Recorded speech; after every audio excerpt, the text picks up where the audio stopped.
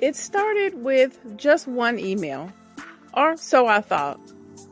Let me reply real quick before I dive into my big project.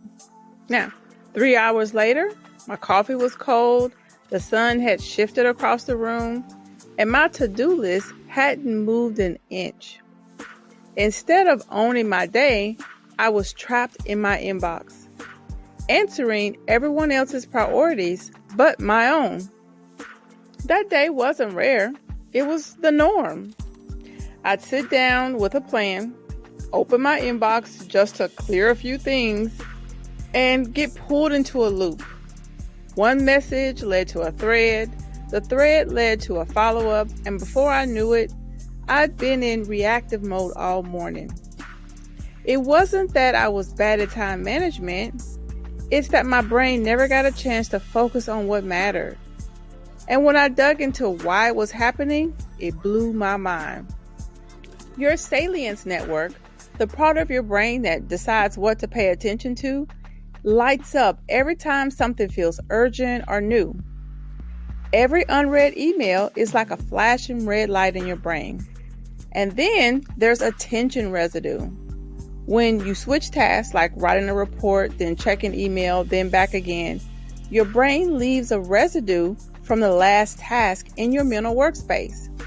That residue slows you down, even if you think you've switched fully.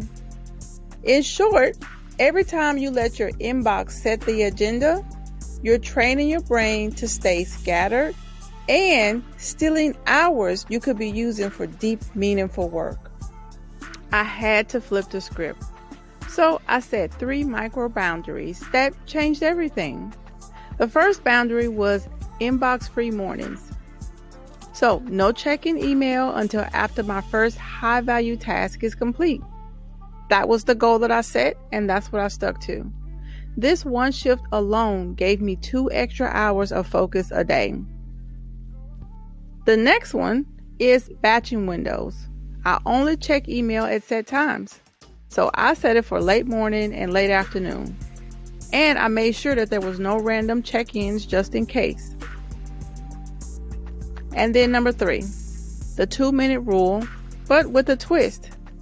If it takes under 2 minutes, I either reply right then during the batching window or delegate it.